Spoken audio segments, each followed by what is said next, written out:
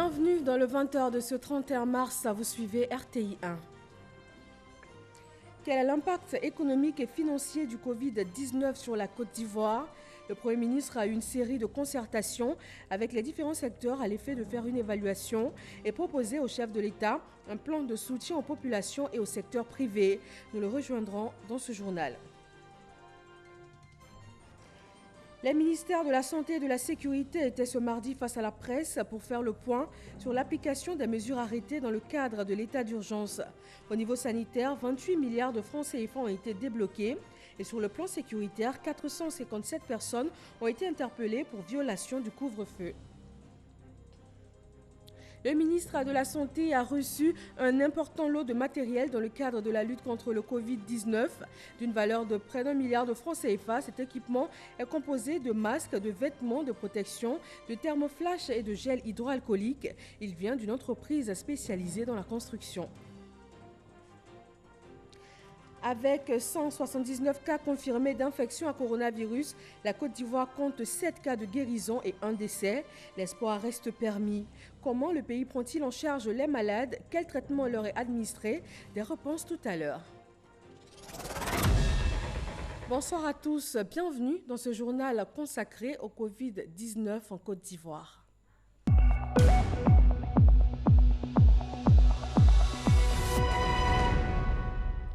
Des équipements ont été reçus par la Côte d'Ivoire en appui à cette lutte contre le Covid-19.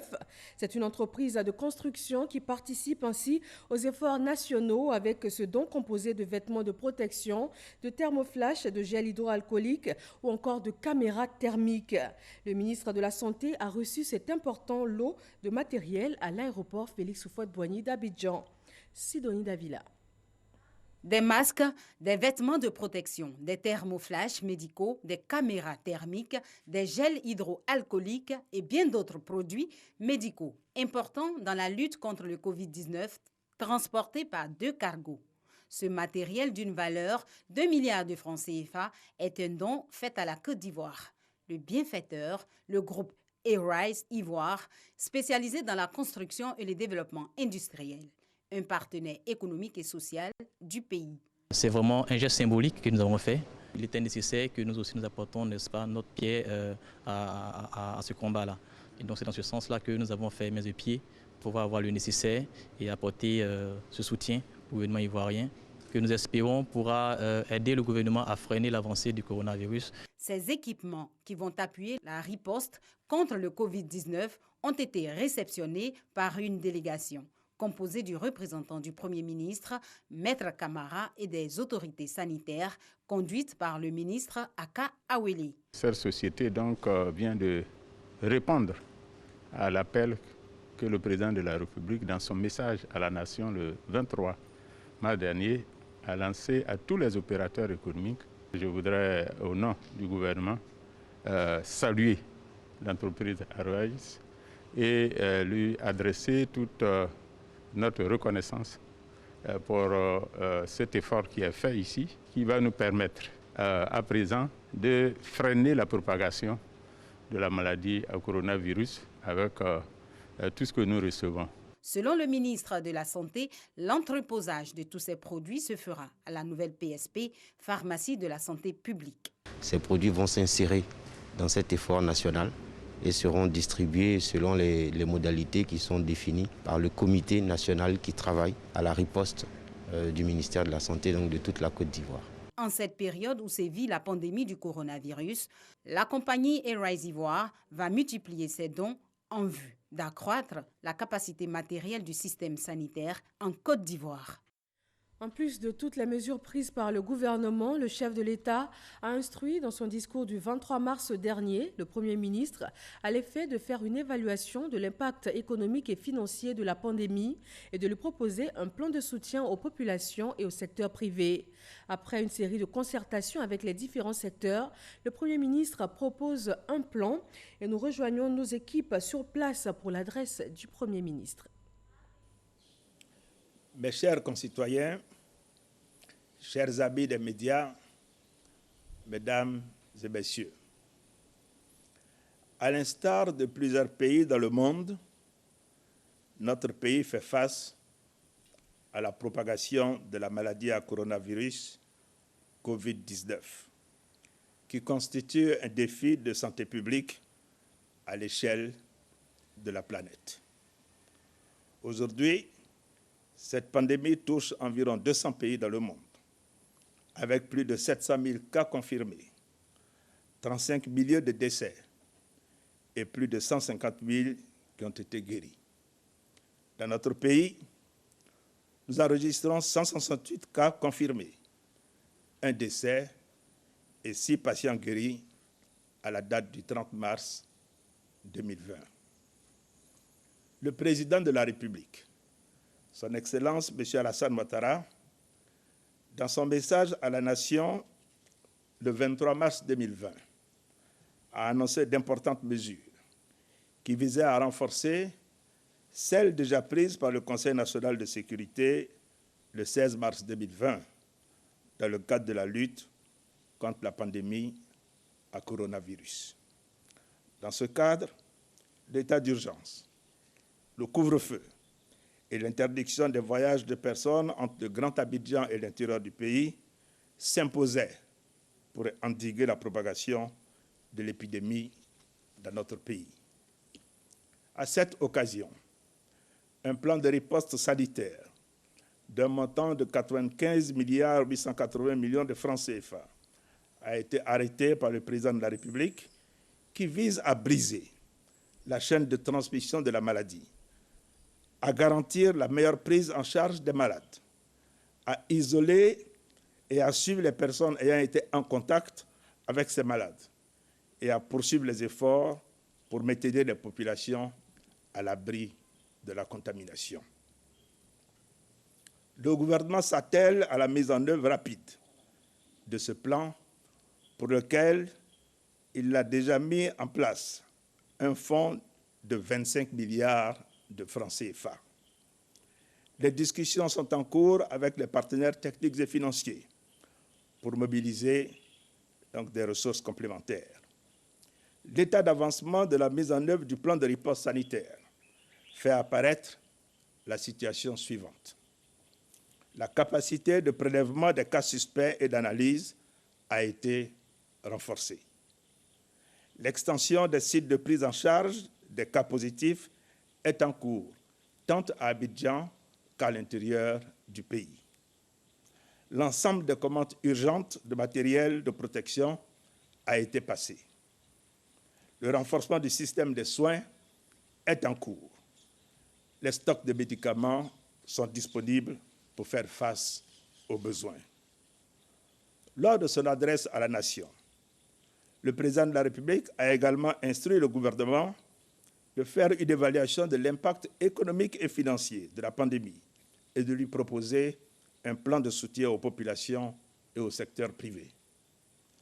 Mesdames et messieurs, l'impact de la crise sanitaire liée au Covid-19 est déjà perceptible sur l'économie nationale qui connaît une baisse d'activité. De nombreux secteurs clés de notre économie sont touchés, notamment les exportations, en particulier agricoles, les importations, le BTP, le tourisme, le commerce, l'hôtellerie, la restauration et le transport. Notre croissance économique, estimée à 7,2% pour l'année 2020, serait réduite de moitié, est estimée aujourd'hui à 3,6% dans l'hypothèse d'une maîtrise de la pandémie à fin juin 2020. L'Afrique, quant à elle, connaîtrait une réduction de sa croissance au niveau du continent de 3,2% à 1,8%. Et au niveau mondial, il est projeté une récession. Par conséquent, les populations sont durement frappées au plan socio-économique par cette pandémie. Le gouvernement est conscient que notre pays vit une période particulièrement difficile. La crise est à la fois sanitaire, sociale et économique. Ainsi, en complément au plan de riposte sanitaire, le gouvernement a engagé des consultations avec l'ensemble du secteur privé, les différentes organisations professionnelles. Entre le 24 et le 30 mars 2020, j'ai pu organiser, par téléphone ou visioconférence, plusieurs séances de travail avec mon cabinet et le ministère de l'Économie et des Finances. Ces consultations ont permis d'élaborer un plan de soutien économique, social et humanitaire évalué à 1 700 milliards de francs CFA, soit environ 5% de notre PIB. Ce plan permettra d'atténuer l'impact de la pandémie sur les populations et les acteurs économiques des secteurs formels et informels. Il permettra également de préparer une reprise rapide des activités à la fin de la pandémie. Le plan se décline en 3 principaux axes, à savoir les mesures de soutien aux entreprises, les mesures d'appui à l'économie et les mesures sociales en faveur des populations. Au titre des mesures de soutien aux entreprises, à court terme, elles visent à maintenir l'activité économique, à soulager leur trésorerie et à préserver l'emploi. À cet égard, le gouvernement prendra les dispositions ci-après. Suspendre les contrôles fiscaux pour une période de 3 mois. Reporter de 3 mois le paiement des taxes forfaitaires pour les petits commerçants et artisans, notamment les maquis, les restaurants, les boîtes de nuit, les bars, les cinémas et les lieux de spectacle. Différer pour une période de 3 mois le paiement des impôts, taxes et versements assimilés dus à l'État, ainsi que des charges sociales du fait des difficultés de trésorerie des entreprises. Réduire de 25% la patente transport. Différer pour une période de 3 mois le paiement de l'impôt sur les revenus de capitaux des entreprises du tourisme et de l'hôtellerie qui éprouvent des difficultés. Exonérer les droits et taxes de port sur les équipements de santé, matériels et autres intrants sanitaires entrant dans le cadre de la lutte contre le Covid-19. Annuler les pénalités de retard dans le cadre de l'exécution des marchés et commandes publiques avec l'État et ses démembrements durant la période de crise. Rembourser les crédits de TVA sous un délai de 2 semaines grâce à un allègement des contrôles a priori et le renforcement des contrôles a posteriori. Continuer malgré la crise le paiement de la dette intérieure, notamment aux entreprises et sous-secteurs sinistrés du fait de la crise, en privilégiant les factures inférieures à 100 millions de francs CFA pour atteindre le maximum d'entreprises, en particulier les PME et les TPE. Réaménager en liaison avec les ports autonomes d'Abidjan et de San Pedro le paiement des frais de magasinage durant la période de la pandémie pour surseoir aux pénalités et suspendre la facturation des surestaries, c'est-à-dire les indemnités dues en cas de dépassement des délais de présence des navires. Au titre des mesures de préservation de l'outil de production et de l'emploi, les mesures retenues concernent la mise en place d'un fonds de soutien au secteur privé pour un montant de 250 milliards de francs CFA, prenant en compte le renforcement du soutien aux PME pour au moins 100 milliards de francs CFA, et la mise en place de fonds de garantie afin d'avoir un effet de levier sur l'accès au crédit.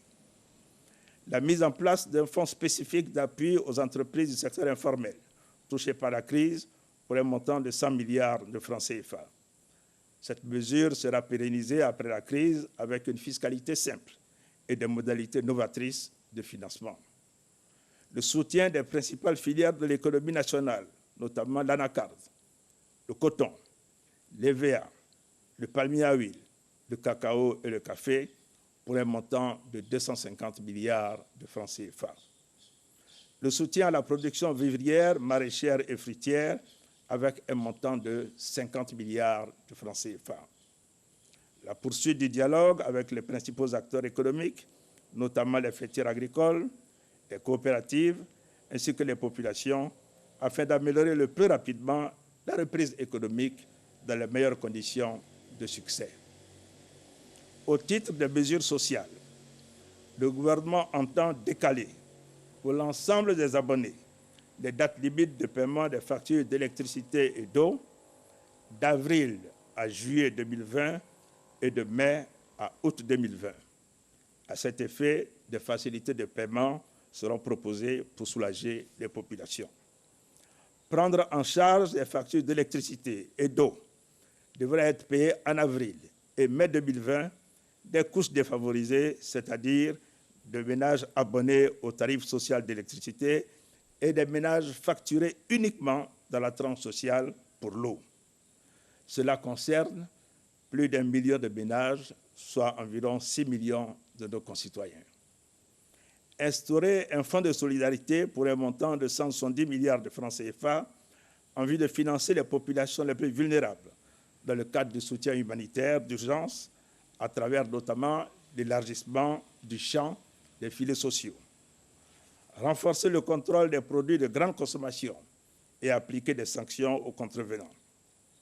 Inciter les propriétaires de logements à faire preuve de souplesse et à discuter avec leurs locataires. Assurer une éducation à distance en commençant par les classes d'examen, le CM2, 3e et la terminale, par le biais de la télévision. Mesdames et messieurs, le gouvernement est engagé à mettre en œuvre de manière diligente et efficace la riposte sanitaire pour freiner l'impact négatif sur l'activité économique et favoriser les conditions d'une reprise rapide de l'activité. C'est pourquoi je voudrais, à la suite de son Excellence, Monsieur le Président de la République, lancer un appel au civisme, à la discipline et au strict respect des mesures prises par le gouvernement.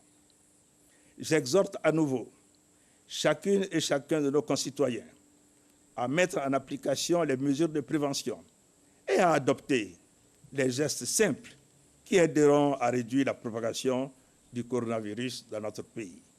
Il s'agit du lavage régulier des mains avec de l'eau et du savon ou l'utilisation d'une solution hydroalcoolique. De tousser ou d'éternuer dans le creux du coude ou dans un mouchoir à usage unique et le jeter immédiatement dans une poubelle. De saluer sans se serrer la main, éviter les accolades et les embrassades. D'observer une distance d'au moins 1 mètre entre les personnes. D'éviter les rassemblements et les déplacements non indispensables. J'appelle au renforcement de la solidarité nationale et internationale pour accompagner le gouvernement dans la mise en œuvre des plans de riposte sanitaire et de soutien économique adoptés. C'est le lieu de remercier, encore une fois, tous nos partenaires au développement pour leur contribution financière, ainsi que les acteurs du secteur privé et les personnes physiques et morales qui ont fait parler leur cœur. Je souhaite que beaucoup d'autres leur emboîtent le pas, car les besoins sont nombreux et urgents. Je voudrais rendre un hommage au personnel de santé, aux forces de défense et de sécurité, et à tous les agents publics engagés dans la lutte contre cette pandémie. Aussi, le président de la République a décidé de l'octroi d'une prime exceptionnelle à tous ses agents sur la période de durée de la crise en guise de reconnaissance de leurs efforts. Mes chers concitoyens, c'est en étant disciplinés, vigilants et solidaires qu'ensemble, nous arriverons à bout de cette pandémie. Voilà, le Premier ministre a donné le plan de soutien à l'économie et aux populations qui se décline en 3 axes, des mesures de soutien aux entreprises, un appui à l'économie et un volet social en faveur des populations. 11 nouveaux cas confirmés en Côte d'Ivoire, portant à 179 le nombre total d'infections à coronavirus enregistrées dans le pays. Avec 7 guéris et 1 décès, Abidjan concentre 90% des cas, avec 11 à l'intérieur du pays. C'est là le dernier point dressé à ce jour par le ministre de la Santé et de l'Hygiène publique. Point de la situation de la maladie à coronavirus COVID-19 du 31 mars 2020. Du 20 janvier au 30 mars 2020, les équipes du ministère de la Santé et de l'Hygiène publique ont prélevé 789 cas suspects. Ce mardi 31 mars, nous avons enregistré 11 nouveaux cas d'infection à COVID-19, portant à 179 le nombre total de cas confirmés, avec 7 cas guéris et 1 décès. La ville d'Abidjan est la plus touchée avec plus de 90% des cas, plus spécifiquement dans les zones de Cocody et de Makori. Pour l'intérieur du pays, l'on note à ce jour 11 cas confirmés. Face à l'évolution de la situation, le ministère de la Santé et de l'Hygiène publique rassure la population que de nombreuses actions sont déployées régulièrement pour freiner l'évolution de cette pandémie.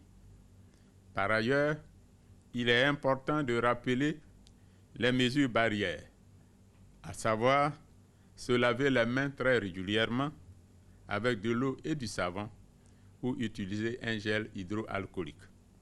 Tousser ou éternuer dans votre coude ou dans un mouchoir à usage unique. Évitez de se serrer la main, les embrassades et les accolades. Respectez la distance de 1 mètre et réduire au maximum vos déplacements. Toutefois, devant l'apparition de signes tels que la toux, la fièvre et difficultés respiratoires, nous vous invitons à rester chez vous et à contacter d'urgence les numéros gratuits suivants: 143, 101, 125 et 119. Les équipes d'intervention rapide mises en place se rendront auprès de vous. Le ministère de la Santé et de l'Hygiène publique renouvelle son appel au strict respect des mesures de prévention individuelle et collective qui ont pour but de freiner la propagation de la pandémie. Merci au personnel soignant pour son dévouement. La situation dans le monde fait état de 754 948 cas confirmés et 36 571 décès. L'Espagne enregistre 849 décès en 24 heures et 202 pays sont touchés à ce jour selon les derniers chiffres de l'OMS. L'État de Côte d'Ivoire a débloqué 28 milliards de francs CFA pour l'achat de médicaments et de matériel sanitaire. Une bonne partie de cette dotation est destinée à la protection du personnel médical. Les ministères de la Santé et de la Sécurité ont fait ce mardi le point sur l'application des mesures arrêtées dans le cadre de l'état d'urgence. Mahama Traoré. 28 milliards de francs CFA. Tel est le montant déjà mis à la disposition des autorités sanitaires par l'État pour freiner la pandémie du Covid-19 en Côte d'Ivoire. Cette somme est essentiellement destinée à l'achat de médicaments et d'équipements de protection pour le personnel de santé. Des dons en équipement ont aussi été reçus de la part de partenaires privés. Toutes les structures, aussi bien les CHU, les CHR, les hôpitaux généraux, les districts sanitaires, les centres de santé, les points d'entrée à nos frontières, même les cliniques privées et les autres ministères ont été dotés. Ainsi, à ce jour, ont été distribués plus d'1 500 000 paires de gants, 300 000 masques de protection, 300 pistolets thermiques. Et nous allons acquérir progressivement d'autres équipements. Le directeur de l'Institut national de l'hygiène publique est formel. Aucune industrie pharmaceutique installée sur le sol ivoirien n'est en mesure de produire de l'hydroxychloroquine à l'heure actuelle pour manque de matières premières. Autre précision, celle concernant les personnes déjà guéries du Covid-19. Il y a plusieurs coronavirus. On a vu le corona pour MERS, le corona pour le SRAS et tout ça. Et vous savez que quand on fait la maladie et qu'on en est guéri, on est immunisé pour le type de virus. C'est-à-dire si vous faites la maladie contre Covid-19, votre corps va développer des anticorps qui vous permettront de lutter contre le Covid, c'est-à-dire contre le corona pour 2019. Mais vous pouvez faire les autres maladies liées au coronavirus. Et c'est le lieu de préciser que quand on est guéri de cette affection, quand on est guéri totalement. Au deuxième jour de l'entrée en vigueur de la mesure d'isolement du Grand Abidjan, le ministère de la Sécurité et de la Protection civile relève quelques amalgames. De ce qui nous est revenu du terrain, beaucoup de camions ont été bloqués sur la route. Alors que de cette mesure sont exclus les transports de produits agricoles, animaliers, halieutiques, miniers et manufacturés dans les deux sens. Aussi bien d'Abidjan vers l'intérieur que de l'intérieur vers Abidjan, ces produits qui permettent à l'économie nationale de continuer de vivre ne devrait pas être bloquée sur les routes. Sur le plan sécuritaire, la police nationale dit veiller au grain pour éviter que le grand banditisme prospère en cette période de couvre-feu. Des dispositions musclées sont prises pour que ces personnes malveillantes ne profitent pas de l'accalmie nocturne qu'impose le couvre-feu, justement pour perpétrer des actes malsains. Vous pouvez compter sur votre police pour cela. Et aujourd'hui, oui, l'état de la sécurisation de toute la Côte d'Ivoire va très bien, se porte très bien, parce que nous sommes renforcés, les effectifs sont renforcés, les moyens sont renforcés et le moral est très haut pour faire front à tous ces malfrats. Une semaine après l'instauration du couvre-feu, les forces de sécurité ont interpellé au total 457 individus pour non-respect.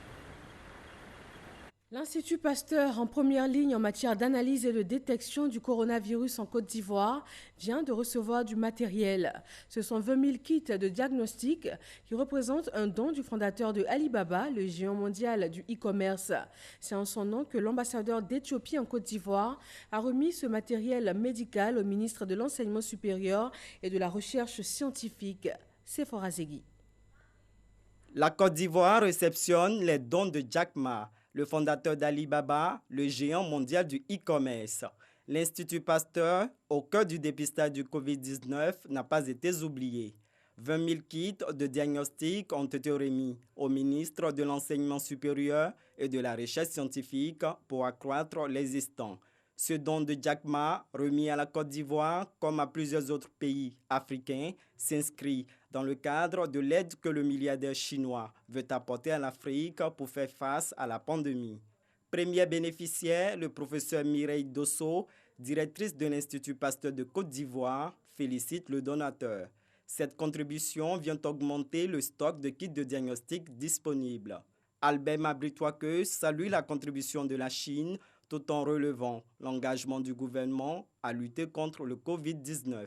Nous voulons saluer cette solidarité et ce que nous recevons ce matin permettra à l'Institut Pasteur et aux laboratoires compétents de continuer donc à faire le diagnostic du coronavirus dans des conditions plus confortables. Mais je voudrais dire que même si ça nous offre un peu plus de possibilités de confort, nous devons rester rigoureux avec nous-mêmes dans la démarche diagnostique avec la rigueur scientifique qui s'impose. Le don a été remis par l'ambassadeur plénipotentiaire de la République fédérale d'Éthiopie en Côte d'Ivoire. Un reportage de Sephora Zegui commenté par Didier Nguessan. Comment la Côte d'Ivoire prend-elle en charge les cas confirmés de maladies à coronavirus? Quel est le traitement administré? Nos équipes se sont rendues au service des maladies infectieuses et tropicales au CHU de la commune de Treichville pour apporter des éléments de réponse. Salima Toudia. Au service des maladies infectieuses et tropicales, le SMIT du CHU de Treichville, des patients en attente d'une consultation. Des cas suspects de maladies à coronavirus pour avoir été entre autres en contact avec les personnes confirmées ou revenues des pays affectés. Pour être fixés sur leur état de santé, seul un test de dépistage du coronavirus est nécessaire. Les médecins procèdent à l'écouvillonnage pour un prélèvement nasopharyngé. L'écouvillon sera introduit dans cette glacière contenant des accumulateurs qui permettent de maintenir la température normale, voire contenir le virus lors du convoyage par l'INHP vers l'Institut Pasteur habilité à diagnostiquer les cas de Covid-19. Au cœur du SMIT, nous avons voulu accéder aux cas confirmés de Covid-19 en cours de traitement médical. Ils se trouvent derrière cette porte dont nous n'aurons pas accès, tout comme leurs familles respectives. Aucune visite, ils sont isolés, seulement en contact avec le personnel soignant. C'est un cas simple, il sera juste en observation avec un traitement antigrippal. C'est essentiellement du paracétamol, beaucoup de vitamine C et puis surtout du repos. Voilà. Et après, en fonction donc de la sévérité du cas, si le malade a des difficultés respiratoires, on pourrait lui apporter de l'oxygène. Et s'il a une surinfection donc, des poumons, en ce moment on mettra les antibiotiques ou autres anti-infectieux. Vous avez déjà eu recours à la chloroquine? Alors la chloroquine, à vrai dire, non. Mais certains patients qui présentent des formes, on va dire, un peu plus aiguës, avec des difficultés respiratoires, on a eu recours à des antibiotiques, par exemple, pour traiter une grosse infection pulmonaire qui parfois s'accompagne donc d'une réaction pleurale, c'est-à-dire une pleuropneumopathie. Donc on traite comme tel. Avec une centaine de cas confirmés, dont 6 guérisons, nous avons voulu être rassurés sur l'efficacité du traitement et le processus de guérison. Ah oui, ça marche très bien parce qu'on a au jour d'aujourd'hui à peu près une dizaine de patients qui sont sortis d'hospitalisation et considérés comme guéris. Le temps de mise en observation, on va dire ainsi, des patients est en moyenne de 10 jours. Lorsqu'ils sont infectés, donc des cas confirmés, on les hospitalise pendant une dizaine de jours.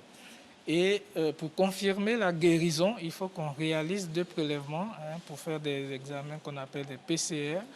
C'est des réactions d'amplification génique donc, qui vont au laboratoire et il faut 2 PCR consécutives réalisées à 48 heures d'intervalle qui doivent revenir négatifs pour qu'on dise que le patient est guéri. Donc c'est cette période qui fait que les patients prennent un peu de temps en hospitalisation. Plusieurs cas de guérison enregistrés qui donnent espoir aux autres malades en cours de traitement qui pourront sortir immunisés contre ce sous-type de virus. Un cas de guérison complète, dans le cadre donc des maladies virales aiguës telles que le Covid, le patient acquiert des anticorps qui sont protecteurs. Et c'est des anticorps qu'il acquiert définitivement contre le sous-type de virus qui a été responsable de sa maladie. Et donc, pour parler concrètement, simplement, il ne pourra plus être à même de faire une infection par ce sous-type de Covid-là. Et quand on dit qu'il est guéri, ça sous-entend également qu'il ne peut plus transmettre la maladie puisqu'il n'est plus porteur du virus. Durant tout le temps que dure en fait cette épidémie. Ce sont une soixantaine de médecins et infirmiers au sein du SMIT qui se relaient pour le traitement médical des cas confirmés en Côte d'Ivoire. L'autoconfinement est une des mesures recommandées pour freiner la propagation du Covid-19. Des personnes revenues de voyage et ou qui ont été en contact avec d'autres personnes testées positives se sont autoconfinées. Moussa Konaté est allé à leur rencontre, ces personnes en quarantaine, et nous apporte ici leur vécu quotidien pendant cette période. Un téléphone et la télévision comme seul moyen de distraction. En autoconfinement, Isabelle ne s'ennuie pas du tout. Elle travaille depuis son domicile. Alors actuellement, je suis en train de consulter mes mails parce que je suis en télétravail. Et donc, il est important pour moi d'être en permanence connectée pour pouvoir traiter tous les dossiers. Le télétravail s'impose à Isabelle. La jeune dame, responsable de communication dans une structure, est en isolement pour avoir été en contact avec une personne testée positive au Covid-19. Bien qu'elle ne présente aucun signe de la maladie à ce jour, Isabelle reste à la maison conformément aux mesures de prévention en vigueur. Et ils m'ont dit qu'il fallait en fait que j'aille en autoconfinement chez moi parce que je ne présentais pas de symptômes et qu'ils allaient en fait m'observer pendant une semaine renouvelable une fois.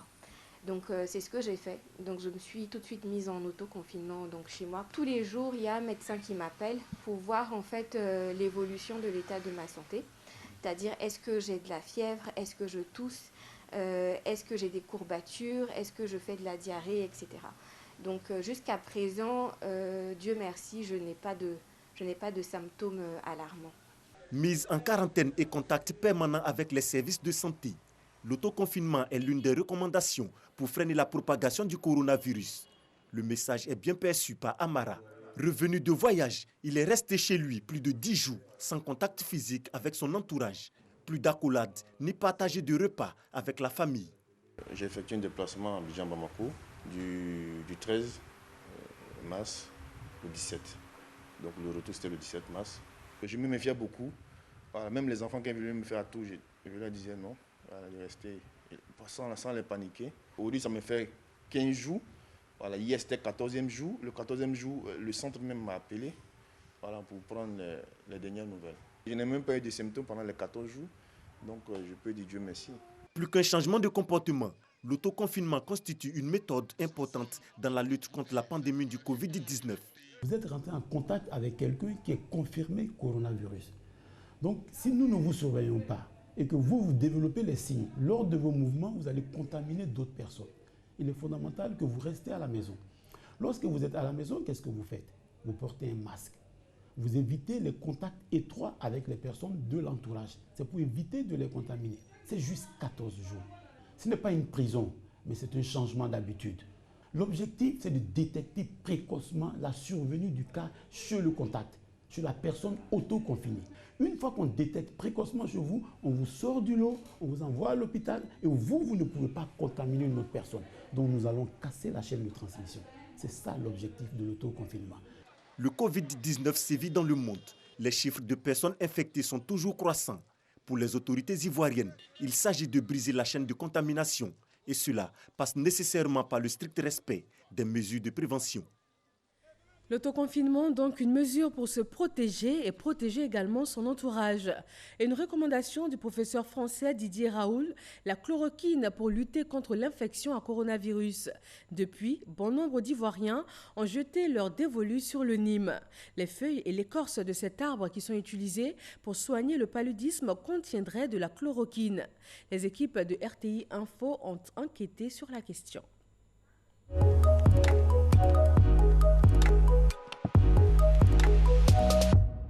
Les feuilles de Nîmes contiennent-elles de la chloroquine contre le coronavirus? Azadiracta indica, c'est le nom scientifique du margousier, ou si vous voulez, le Nîmes. Cet arbre a été présenté comme le remède du coronavirus. Il contiendrait de la chloroquine. En tout cas, c'est l'idée qui s'est répandue à une vitesse vertigineuse sur les réseaux sociaux. Eh bien, c'est faux. Spécialiste de la mise en forme des produits pharmaceutiques, le professeur Kofi Armand, chef de département en pharmacie galénique à l'université Félix Houphouët-Boigny d'Abidjan, nous donne les détails. Il n'y a pas de chloroquine dans les feuilles de Nîmes. La chloroquine est une molécule de synthèse, ce qui n'est pas le cas de la quinine. Il faut faire une différence entre la chloroquine et la quinine. La quinine se trouve dans une plante qu'on appelle le quinquina. Il y a des métabolites, nous on appelle dans notre jargon des métabolites, donc des produits qui sont fabriqués par la plante pour se protéger contre un certain nombre de maladies. Nous les humains, nous utilisons ces métabolites pour aller contre certaines maladies. C'est pour cette raison que vous allez trouver dans certaines plantes beaucoup de métabolites pour faire face à un certain nombre de pathologies. Alors que le débat sur la chloroquine est sur toutes les lèvres, certains croient avoir trouvé le leur. En moins d'une semaine, les arbres dans les villes et surtout à Abidjan ont essuyé la fureur des populations. Sur les réseaux sociaux, ce sont les conseils et recettes de grand-mère à base de cette plante que l'on partage à souhait. Un médecin d'origine ivoirienne exerçant en France attire l'attention des internautes sur les dangers liés à l'utilisation de ce produit sans précaution. Les feuilles de Nîmes sont des antipalustres. Les feuilles de Nîmes sont des anti-inflammatoires. Du fait de leurs propriétés anti-inflammatoires, elles peuvent même être dangereuses dans le cadre du coronavirus. Parce que dans le cadre du coronavirus, on a une réponse immunitaire de l'organisme qui se manifeste par une inflammation et une production d'anticorps. Et on a besoin de ces anticorps et de cette inflammation-là pour chasser le virus. Si on prend un anti-inflammatoire, on va inhiber, détruire l'inflammation salvatrice, c'est-à-dire l'inflammation qui va sauver notre corps. C'est pour ça que dans le coronavirus, l'ibuprofène, le kétoprofène, le voltaren, le diclofénac, tous les anti-inflammatoires que vous connaissez sont contre-indiqués. Le gros problème au niveau des médicaments traditionnels se situe en 3 niveaux. Premièrement, le mode de préparation. Deuxièmement, le mode de conservation. Troisièmement, la posologie. Décoction à l'ail, alcool artisanal aux racines, plats épicés ou encore exposition au soleil sont autant de fausses recettes contre le coronavirus qui n'ont pas de fondement scientifique. Pourtant, de nombreux internautes sont prompts à les conseiller et partager. Un danger pour la santé en plus de la pandémie qui a fait jusqu'ici plus de 30 000 morts à travers le monde. Voilà qui est dit, les feuilles ou l'écorce du Nîmes ne sont pas indiquées pour se prémunir du coronavirus. L'opération de désinfection et de lavage des rues du district d'Abidjan est par contre une bonne mesure sécuritaire qui vise à freiner la propagation de la maladie. Elle a débuté hier lundi. Le lancement officiel a eu lieu dans la commune de Cocody. Et pendant 15 jours, il va s'agir de désinfecter et de laver des rues du district d'Abidjan pour permettre de traiter 225,5 km km de voies principales et 559,2 km de voies secondaires, ainsi que les marchés de toutes les communes du district. Amadou Ouattara. Cocody Saint-Jean, il est 20h. Annoncé pour débuter le lundi 30 mars 2020, l'opération désinfection et lavage des rues du district d'Abidjan est effective. Elle s'inscrit dans la lutte contre le Covid-19. Si chacun reste chez soi pour le moment, et avec toutes les mesures que le gouvernement est en train de prendre pour assainir encore la ville, je crois que c'est bénéfique pour nous tous. Sur le terrain, le président de l'Union des villes et communes de Côte d'Ivoire, Paulin Claude Danho, et le gouverneur du district d'Abidjan apprécient l'initiative du gouvernement. Nous apprécions à la juste valeur cette vaste opération engagée par Madame la ministre en charge de la salubrité pour redonner confiance à l'ensemble de nos concitoyens. En complément de ce que fait le gouvernement, le district d'Abidjan vient renforcer le dispositif. Nous irons dans les lieux de culte, dans les gares, et là aussi nous allons aller vers les marchés où il y a près de 160 marchés qui seront désinfectés. Après Cocody Saint-Jean, Cap-Émis sur Engré, terminus 81 et 82, puis respectivement dans les communes de Makori, Koumassi, Plateau, Atekoubé, Yopougon, Abobo et Bingerville. Dans ces endroits, la délégation conduite par la ministre de l'Assainissement et de la Salubrité a pu s'imprégner de l'exécution de la présente opération. Tant que notre environnement sera sale, on a beau nous laver nos mains, le problème sera toujours posé. Donc il est heureux que cette opération vienne appuyer fortement ce que nous faisons au niveau du ministère de la Santé et de l'Hygiène publique. Le gouvernement se donne les moyens de compléter toutes ces initiatives en nettoyant notre environnement pour faire barrage à la propagation de cette maladie. J'ai vu partout des équipes fortement déployées qui vont monter en puissance à compter de demain. Cette opération concerne également les communes de Songon et Anyama. Prévue pour une durée de 15 jours, la désinfection et le lavage des rues du district d'Abidjan vont permettre de traiter 225,5 km de voies principales et 559,2 km de voies secondaires, ainsi que les marchés de toutes les communes du district. La radiodiffusion télévision ivoirienne RTI est en plein cœur de cette lutte contre le coronavirus. Le ministre de la Communication et des Médias a présidé ce matin une réunion pour passer en revue le plan de communication gouvernementale et aussi s'assurer des dispositions prises par la Maison Bleue pour faire face à la pandémie. À Korogo, dans la région du Poro, 1000 kits sanitaires ont été remis aux populations. Le Premier ministre Amadou Gon Coulibaly entend ici donner un coup d'accélérateur à la sensibilisation déjà en cours sur la pandémie. Ami Sissoko.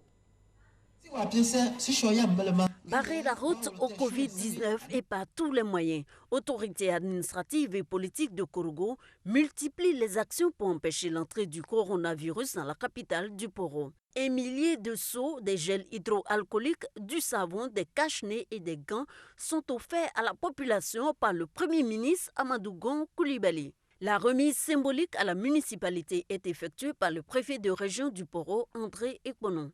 Le Premier ministre a souhaité que beaucoup de nos administrés puissent bénéficier d'un certain nombre de précautions. Et c'est pour cela qu'il a mis à la disposition des populations, sans distinction, des dispositifs de lavage dont vous voyez derrière moi un échantillon. Faire barrage à la propagation de la maladie à coronavirus. La mairie est chargée de la distribution de ces kits sanitaires dans les différents quartiers et villages de la commune de Korogo avec le soutien de jeunes bénévoles. À ce don des kits sanitaires s'ajoutent 4 tricycles qui sillonneront toute la commune avec des fûts d'eau pour approvisionner ces seaux en vue du lavage des mains des populations. C'est avec fierté, toujours avec joie que nous recevons toujours des dons en faveur des populations. Ce sont des dons pour sensibiliser et apprendre aux populations à se protéger contre une maladie. Chers volontaires, j'espère que ça ne se fera pas en groupe comme une campagne politique et qu'on va faire en sorte que les groupes soient scindés en plusieurs compartiments pour éviter les regroupements. Nous allons en faire bon usage. Nous ferons en sorte que les consignes données par la haute autorité de ce pays soient respectées. Ce don du Premier ministre Amadou Gon Coulibaly vise à sensibiliser les populations sur la gravité de la maladie à Covid-19 et les inviter au strict respect des mesures barrières pour se mettre à l'abri de cette pandémie. Voilà pour le point consacré à ce jour sur la maladie à coronavirus. On s'intéresse à un autre secteur, le secteur agricole. La campagne intermédiaire du cacao démarre dès demain, mercredi 1er avril 2020. Le conseil Café Cacao a maintenu le prix de la campagne principale malgré la chute des cours mondiaux à l'ordre de 200 francs CFA par kilogramme.